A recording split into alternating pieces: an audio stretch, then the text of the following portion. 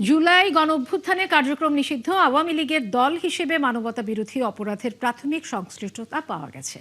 আজ এমনটা জানিয়েছেন ট্রাইব্যুনালের চিফ প্রসিকিউটর আমিনুল ইসলাম। তিনি জানান, বিষয়টি এখনো তদন্তনাধীন। বর্তমানে সন্ত্রাস দমন আইনে আওয়ামী লীগের কার্যক্রম নিষিদ্ধ আছে। আরও জানাচ্ছেন মাইনুল মারুফ। 2009 থেকে 2024 সাল পর্যন্ত টানা 15 বছরের শাসনামলে আওয়ামী লীগ সরকারের বিরুদ্ধে গুম, খুন, নির্যাতন ও মানবাধিকার লঙ্ঘনের অসংখ্য অভিযোগ ওঠে।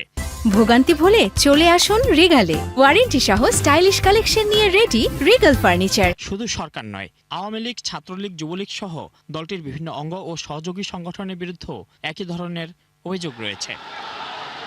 2024 সালের 2 অক্টোবর আওয়ামী লীগের বিচার চেয়ে আন্তর্জাতিক অপরাধ ট্রাইব্যুনালের চিফ প্রসিকিউটরের কাছে অভিযোগ দেন এনডিএম চেয়ারম্যান ববি হাজ্জাজ। অভিযোগে জুলাই হত্যাকাণ্ডের দায়ে আওয়ামী লীগের পাশাপাশি তৎকালীন 14 দলীয় জোটকেও দায়ী করা হয়। সে সময় ট্রাইব্যুনালের পক্ষ থেকে জানানো হয়, বিষয়টি তদন্ত করছে তদন্ত সংস্থা। চিফ প্রসিকিউটর জানান, এ পর্যন্ত পাওয়া তথ্য উপাত্তে দল হিসেবে আওয়ামী লীগের বিরুদ্ধে মানবতা বিরোধী অপরাধের সংশ্লিষ্টতার প্রাথমিক প্রমাণ মিলেছে। ইনভেস্টিগেশন চলছে, ইনভেস্টিগেশন সম্পন্ন হতে তো একটা সময়ের ব্যাপার। জুলাই আন্দোলনের মধ্যে তাদের দলগত সংশ্লিষ্টতা আছে, ব্যক্তিগত দায় আছে, সুপিরিয়র দায় আছে, এইসব তো প্রাথমিক সংশ্লিষ্টতা আছে। এগুলো নিয়েই আমরা এগোচ্ছি, আমাদের ইনভেস্টিগেশন এজেন্সি কাজ করতেছে। তিনি আরও জানান, আওয়ামী লীগ সভানেত্রী শেখ হাসিনার সুপেরিয়র রেসপন্সিবিলিটি বা ঊর্ধ্বতন নেতৃত্বের দায়ও তদন্তে উঠে এসেছে। শেখ হাসিনা প্রধানমন্ত্রী হিসাবে তার সুপিরিয়র রেসপন্সিবিলিটি আছে, তার ব্যক্তিগত দায় আছে।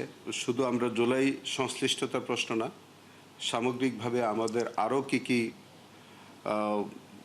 অপরাধের সাথে তাদের এই সংগঠনের সংশ্লিষ্টতা আছে, এবং যদি দেখা যায় যে শেষ পর্যন্ত এই দলটি সন্ত্রাসী কার্যকলাপের সাথে জড়িত ছিল বা আছে, সেক্ষেত্রে সংগঠন হিসেবে তার বিচার হবে। চিফ প্রসিকিউটর আরও জানান, সব অভিযোগের তথ্য প্রমাণ যাচাই করেই তদন্ত প্রতিবেদন চূড়ান্ত করা হবে। মাইনুল মারুফ, 71, ঢাকা।